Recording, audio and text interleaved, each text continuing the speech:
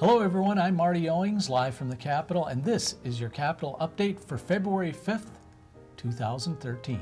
It's been a busy week up here this past week. There's a lot of action taking place at the Capitol. Here are some of the highlights. House Democrat Ryan Winkler introduced a bill this week that would ban corporate political contributions in Minnesota.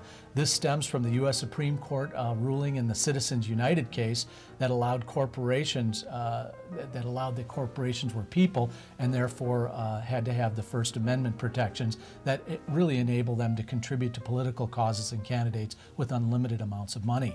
Several bills aimed at preventing gun violence are being discussed this week up here. They're calling it Gun Week at the Capitol. Among those is requiring more information during a background check for certain gun buyers, expanding the permit waiting period from 2 to 7 days, restricting gun use by violent, mentally ill Minnesotans, banning gun sales to convicted felons, and restricting firearms for juveniles who have multiple convictions. There's also talk about requiring a permit for body armor, and on one proposal calls for arming Minnesota teachers in the classroom.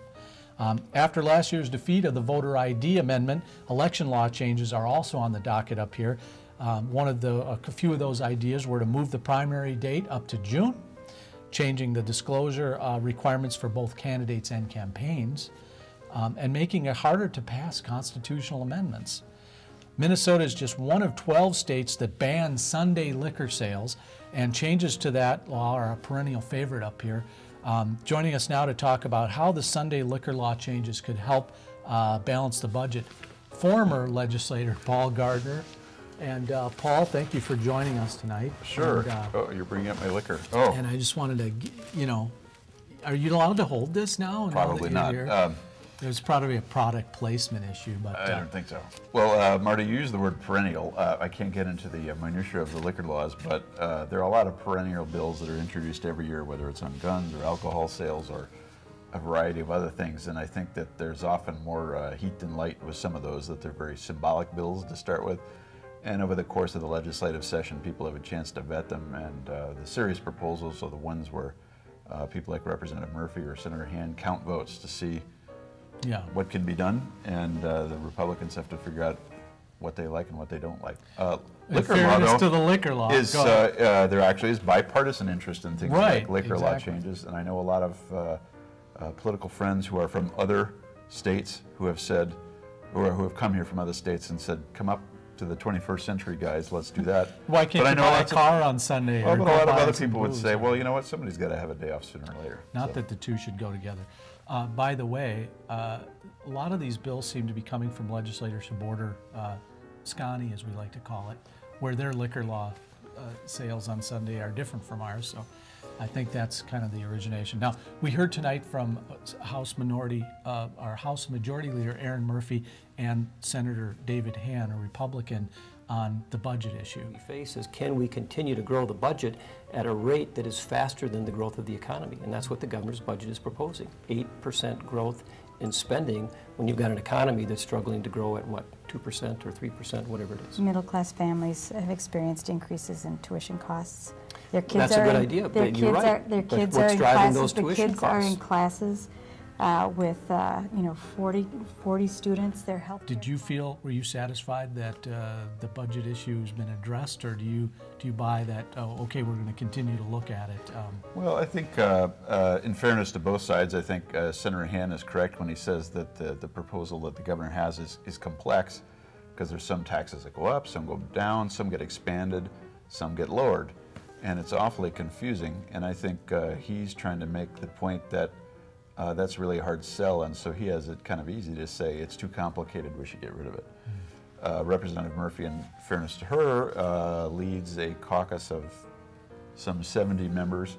Democrats are actually the big tent party these days, and you have urban, rural, and suburban members. You have folks who are fiscally conservative swing district in districts like I used to have, and others that are fiscally more liberal but socially more conservative.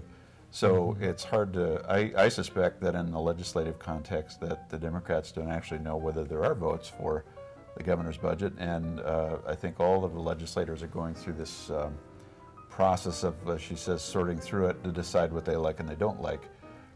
My frustration when I was here is that a lot of legislators like policy to be like a smorgasbord. They want the bill that just they pick what they want.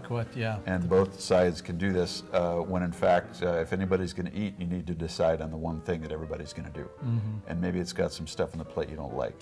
What about the gun issue debate tonight between Han and Murphy? Did anything resonate with you in that conversation? Well, I was always frustrated that the discussion about what would actually work to reduce gun violence has never really happened.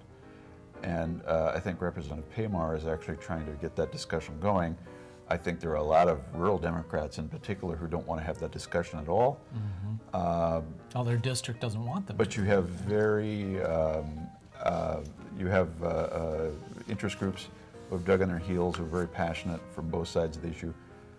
They don't always understand each other, but somewhere in there is this vast middle of people who are saying, we have to do something, I don't know what it is, we're going to entrust you to figure out what that is. And I really wonder if there's enough critical mass to do that. That's it for the Capitol Update this week. Thank you, Paul Gardner. Appreciate your time. Don't forget to follow us on Twitter at MNCapNews and on Facebook at Minnesota Capitol Conversations. If you send us a good question, we'll ask it on the air, and if we do, you get a chance to win this Nexus 7 Google tablet right here. For political news and analysis from the Capitol, tune in every Wednesday at 7:40 a.m. to KFAI Radio. That's 90.3 on the FM dial. And check out MinnesotaCapitolNews.com, MNCapitolNews.com. For the entire Capitol Conversations crew and my co-host, Paul Gardner, I'm Marty Owings. So long, everybody.